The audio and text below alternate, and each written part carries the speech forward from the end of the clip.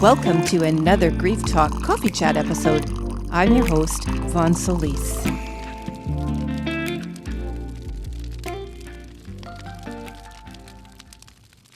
Okay, so welcome to another Divine Healing Coaching with Vonne Solis episode. I, of course, am Vonne, and I welcome you to this episode called Death, Culture, and Community.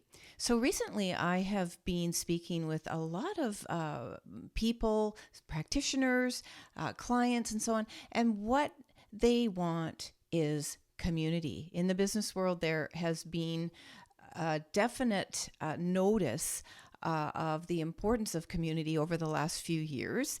And so how does that relate to grief and loss? The importance of community in grief and loss made me think about how much we don't celebrate death and loss in community. And so I got really curious about what the cultural rituals and practices were around the world with respect to death and grieving. Here's what I found. So for sure in the Western world, where we're basically lacking cultural practices, acknowledgement even, and maybe even rituals around loss and then our grieving process makes it incredibly difficult to heal. And as a mom of a daughter who died by suicide in 2005, I've had nearly 18 years in this world of loss and grief. And basically throughout much of my grief journey, I have felt unsupported. This led me to basically write the 3 books I've written, do a blog, and my latest venture, have this podcast episode so that we can start to talk more openly about the things that are difficult in life and go through our experiences together by sharing our stories. For sure, community helps those of us who have had a sudden and traumatic loss where the recovery period, even just trying to get through grief and ultimately healing, for those that desire healing, makes it a really lonely and long and complicated process. This can even be true of deaths that are just uncomfortable for people to talk about, such as perhaps drug overdoses or other things. I can't really think of all the examples right now, but deaths that maybe have occurred in our family where the person may have even been older. So in quotes, the death kind of expected, but there may have some kind of taboo or cultural repulsion, around it. And those deaths are equally as important as sudden and traumatic ones where the griever has to hold all of that pain and struggle through the grief process. It makes that experience very isolating for them. So the point I want to make is how we culturally and socially acknowledge and talk about and then come together in our various communities openly to support ourselves through our grief journey totally impacts how we are able to heal and move forward and grow.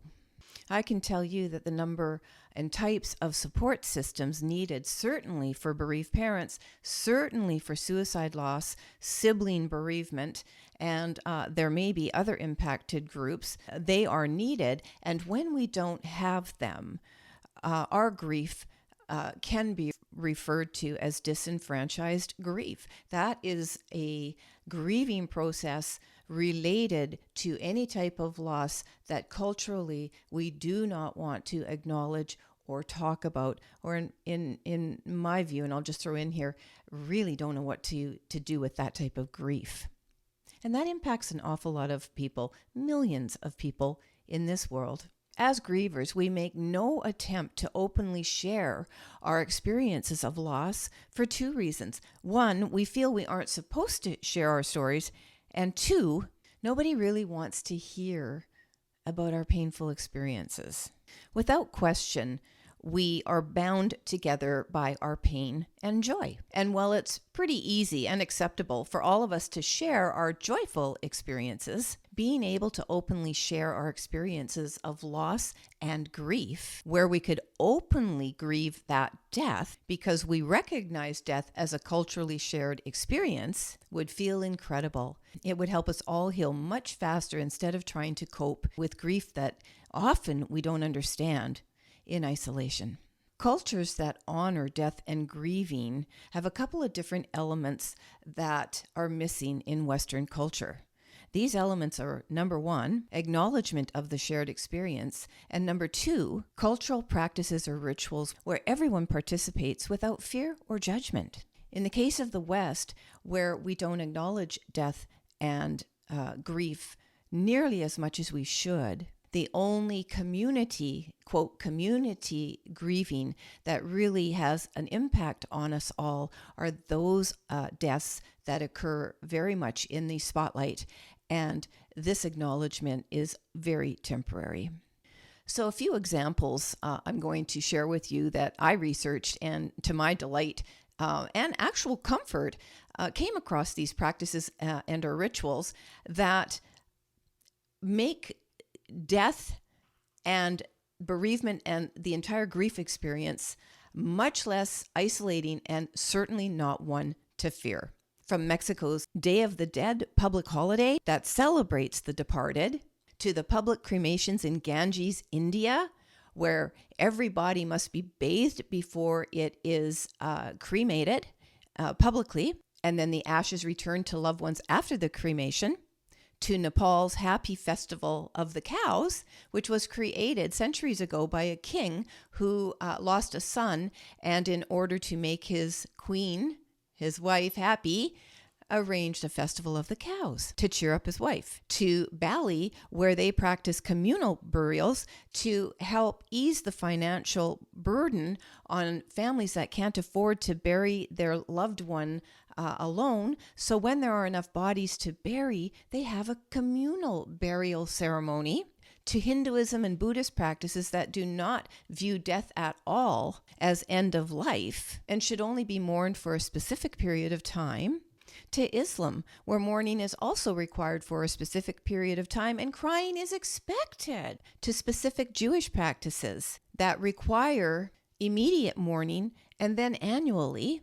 So what these practices have in common is a focus on tradition, ritual, and the expectation of inclusivity for all of the community rather than isolated grief such as we mostly experience in the Western world. And by the way, these practices and rituals may be severe, they may be celebratory, but the point is they are rituals, practices, and traditions that everyone participates in.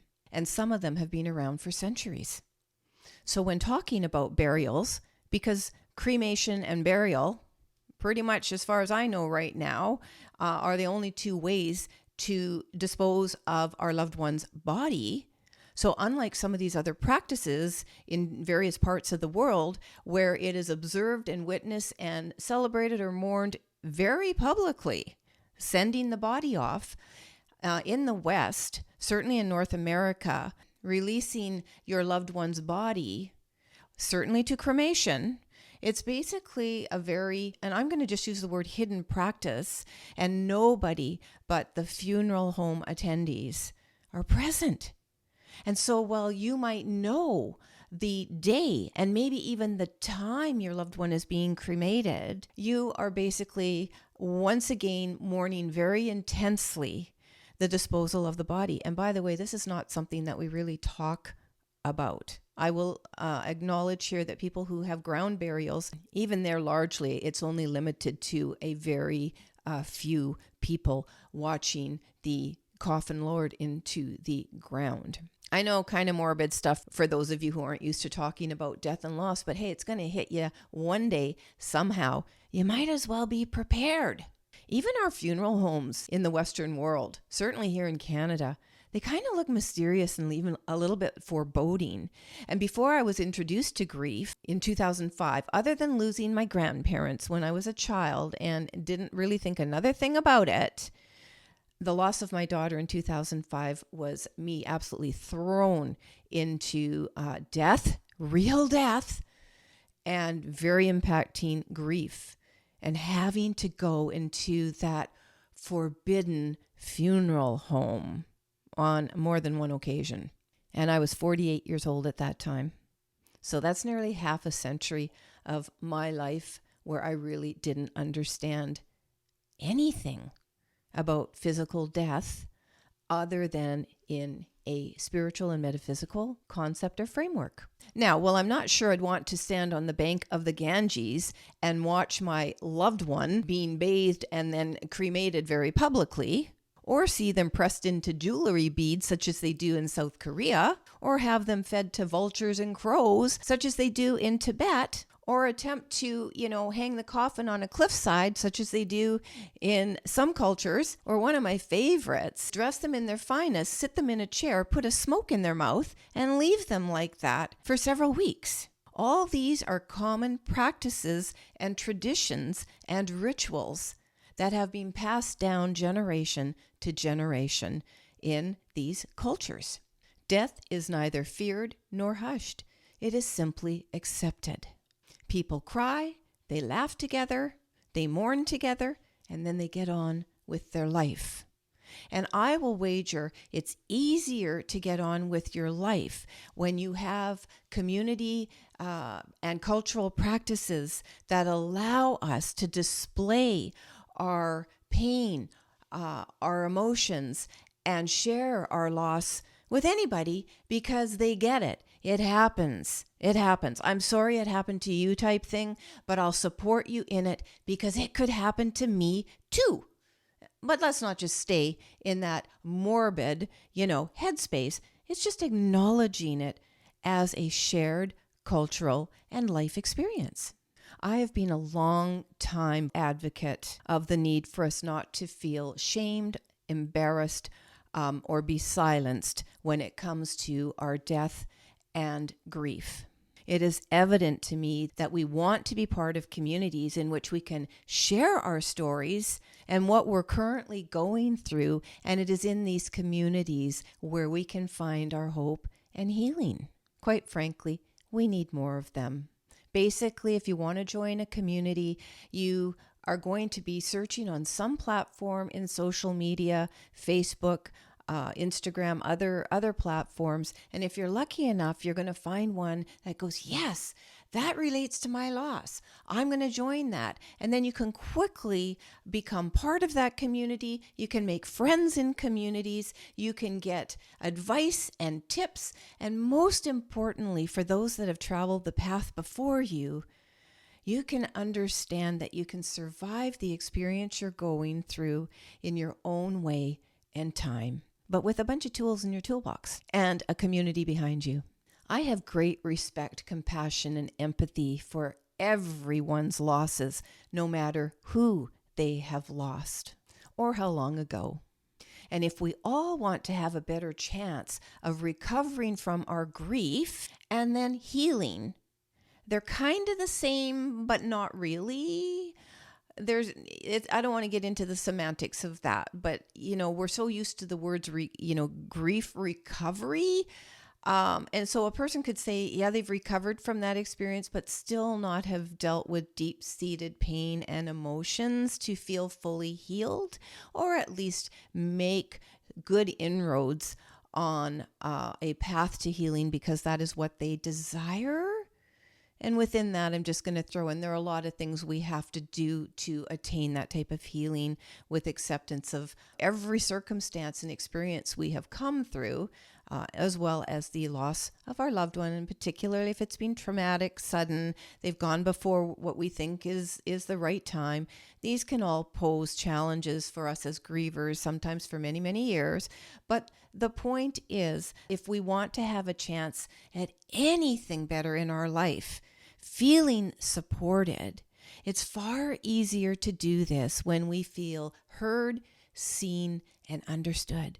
I am all about community, and I am doing my part here, advocating on this platform change, awareness, education, and empowerment for all grievers to understand that there are safe places for you to come to feel supported, to connect with others, to learn, to open up your mind a little bit about possibilities for your own future, help develop a vision for how you want to move forward in life step by step after losing a loved one or more, where these deaths have been incredibly impactful for you in a difficult way. Right now, I'm inviting anybody to come and join the community. I have now started. We're not on Facebook yet, but for the moment, I do have a community that you can join through subscription, where I'm checking in with you frequently, offering some stuff up about maybe what I've been challenged with in the last week or two, and giving you some great tips and resources and information related to grief from suicide, grief in general, and a whole bunch of other goodies. So check that out. You can get that link in the description to this episode. Just click on that mini personal journal. The information is designed to help you start thinking about what you're dealing with, what you are processing, what you possibly and probably need to address maybe now or in a little bit in your grief. Join my community where I can speak with you for now, one-on-one through the written word regularly about some stuff I'm not talking about on the podcast.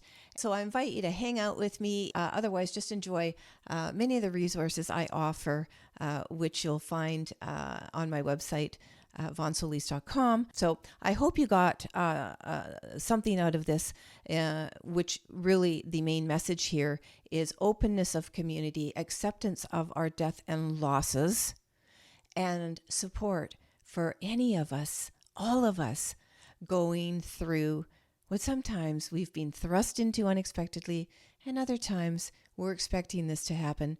You just want a soft place to fall. Until next time, thanks for watching. Thanks for listening.